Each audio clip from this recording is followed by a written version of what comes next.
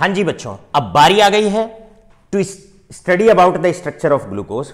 Glucose के structure को पढ़ने की बारी आ गई है। ग्लूकोज का जो ओपन चेन स्ट्रक्चर था ये बेयर ने प्रपोज किया, बेयर ने दिया, इसलिए स्ट्रक्चर को बेयर्स स्ट्रक्चर के नाम से भी पहचाना जाता है। अब बेयर्स स्ट्रक्चर की क्या क्या खासियत है या बेयर स्ट्रक्चर हमें ग्लूकोज के बारे में क्या क्या बताता है। बेयर हमें बताता है कि इसके अंदर पहला हमें बताता है कि ग्लूकोज के अंदर 6 कार्बन है, राइट, C6H12O6। बेयर के स्ट्रक्चर से हमें पहला पॉइंट तो ये पता लगता है। दूसरा, बेयर स्ट्रक्चर हमें बताता है कि इसके अंदर एक carbonyl group as a functional group present है।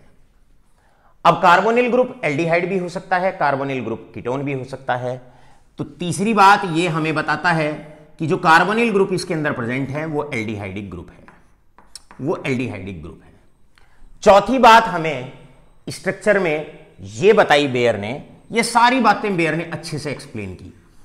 भाई इसके अंदर 6 कार्बन है, इसके अंदर फंक्शनल ग्रुप एक कार्बोनिल कंपाउंड है, कार्बोनिल कंपाउंड में एल्डिहाइडिक ग्रुप है।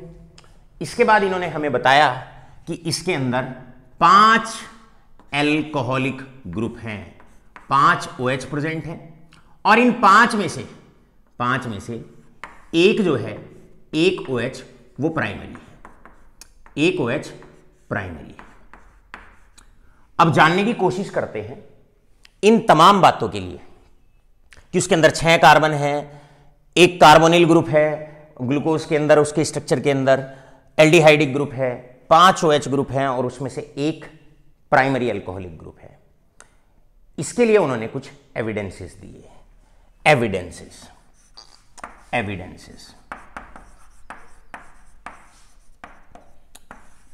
इसको बताने के लिए उन्होंने कुछ एविडेंसेस दिए, कुछ रिएक्शंस दी। जैसे पहली रिएक्शन,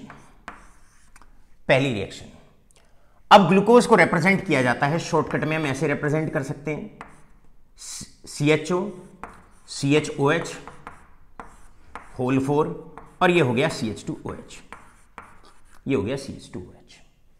अब पहली रिएक्शन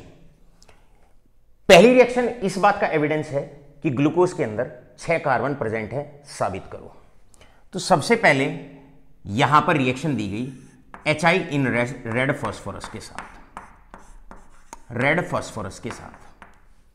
प्यारे बच्चों, HI इन रेड फास्फोरस एक स्ट्रॉन्ग रिड्यूसिंग एजेंट है और इसकी खासियत होती है इसे कार्बोक्सिलिक एसिड पे डाल लो तब भी हाइड्रोकार्बन तक रिड्यूस करता है, एल्डिहाइड और कीटोन पे डाल लो तब भी हाइड्रोकार्बन तक रिड्यूस करता है, एल्कोहल पे डाल लो तब भी हाइड्रोकार्बन तक रिड्यूस करता है, राइट। ये एल्डिहाइड है, इसे भी हाइड्रोकार्बन में कन्वर्ट करेगा, एल्कोहलिक ग्रुप है, इसको भी हाइड्रोकार्बन में कन्वर्ट करेगा, और ये आपके पास एल्कोहलिक ग्रुप है, इसे भी हाइड्रोकार्बन में कन्वर्ट करेगा।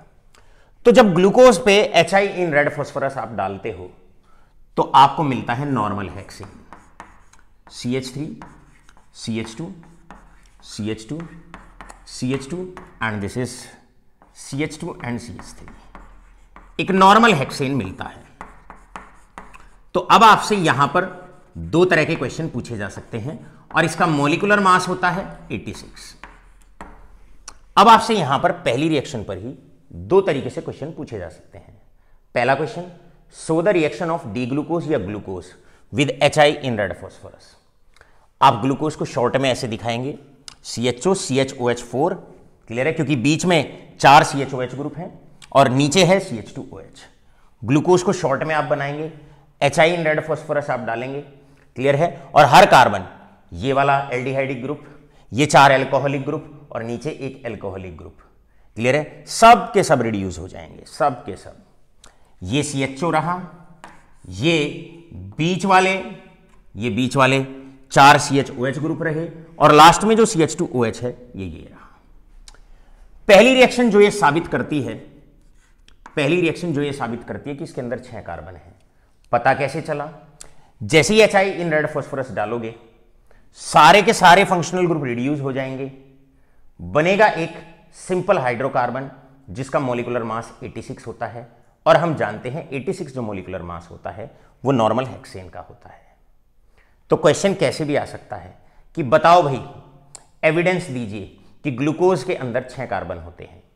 6 कार्बन ऐसे होते हैं, HI इन रेड फॉस्फोरस से रिडक्शन करा दो, बनेगा नॉर्मल हेक्सेन, मास कैलकुलेट कर लो, अगर 86 आ जाता है तो इसका मतलब 6 कार्बन है। आपसे क्वेश्चन डायरेक्ट भी पूछा जा सकता है, show the reaction of glucose with HI in red phosphorus. अब दूसरी रिएक्शन आती है, इसका एविडेंस क्या है कि इसके अंदर कार्बोनिल ग्रुप है, ग्लूकोज के अंदर कार्बोनिल ग्रुप है। सिंपल, कार्बोनिल की कोई भी रिएक्शन आप दिखा सकते हैं। जैसे ही हम ग्लूकोज पर HCN डालते हैं, क्लियर है, HCN डालते हैं, एल्डिहाइड और कीटोन्स की अब सारी रिएक्शन आ जाती हैं जो उस चैप्टर में हमने आपको पढ़ाई हुई है।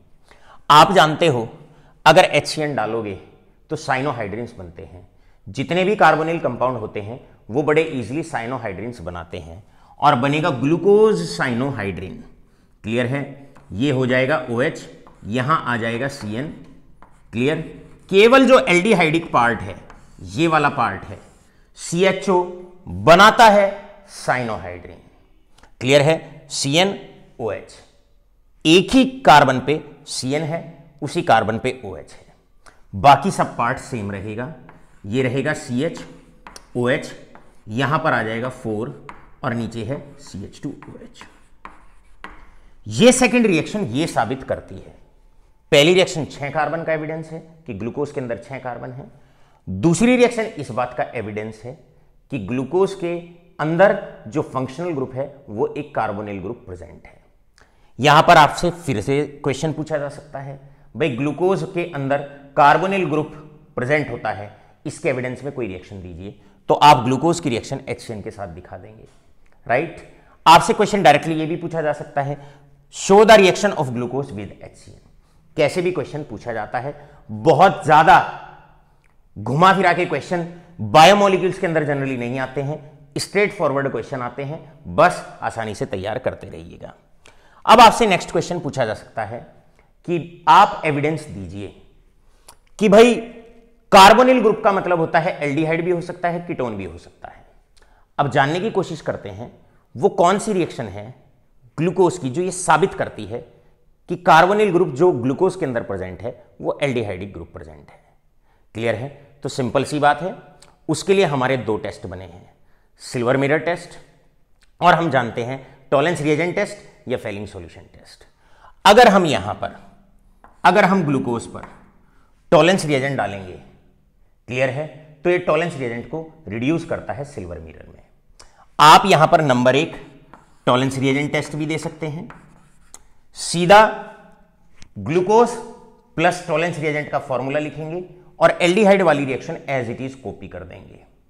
आप यहां पर यह साबित करने के लिए कि CHO ग्रुप प्रेजेंट है तो एल्डिहाइड का एक कंफर्मेटरी टेस्ट दे दीजिए, आप फेलिंग सॉल्यूशन डालिए और आपको रेड प्रेसिपिटेट्स क्यूप्रस ऑक्साइड के मिलेंगे। या फिर आप एक काम कर सकते हैं, अगर आप बड़ी रिएक्शन नहीं लिखना चाहते तो सीधा यहां पर डालो ब्रोमीन वाटर। जैसे ही आप ब्रोमीन वाटर डालोगे, हम जानते हैं ऑर्गेनिक केमिस्ट्री के अंदर, अब जरा नोट करिएगा इस पॉइंट को, ऑर्गेनिक केमिस्ट्री के अंदर 2 ग्रुप ऐसे होते हैं जो बड़ी जल्दी से ऑक्सीडाइज होते हैं। जो सबसे जल्दी ऑक्सीडाइज होता है वो होता है एल्डिहाइडिक ग्रुप। अगर माइल्ड से माइल्ड ऑक्सीडाइजिंग एजेंट भी डालते हो तो एल्डिहाइडिक ग्रुप ऑक्सीडाइज हो जाता है, और माइल्ड से माइल्ड ऑक्सीडाइजिंग एजेंट है जैसे कि ब्रोमीन वाटर। जैसे ही आप ब्रोमीन वाटर डालोगे बच्चों, ब्रोमीन वाटर डालते ही जो CHO ग्रुप है वो कन्वर्ट हो जाएगा COOH में, कन्वर्ट हो जाएगा COOH में। क्लियर है, बनेगा ग्लूकोनिक एसिड, बन जाएगा ग्लूकोनिक एसिड।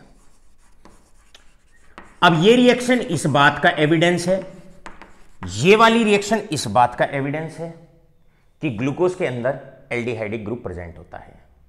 अगर यहां कीटोनिक ग्रुप प्रेजेंट होता और हम ब्रोमीन वाटर डालते, माइल्ड ऑक्सीडाइजिंग एजेंट डालते, तो वो कीटोन को ऑक्सीडाइज नहीं करता, क्योंकि ग्लूकोज कन्वर्ट हुआ ग्लूकोनिक एसिड में, इसका मतलब ऑक्सीडाइज हुआ, इजीली ऑक्सीडाइज हुआ।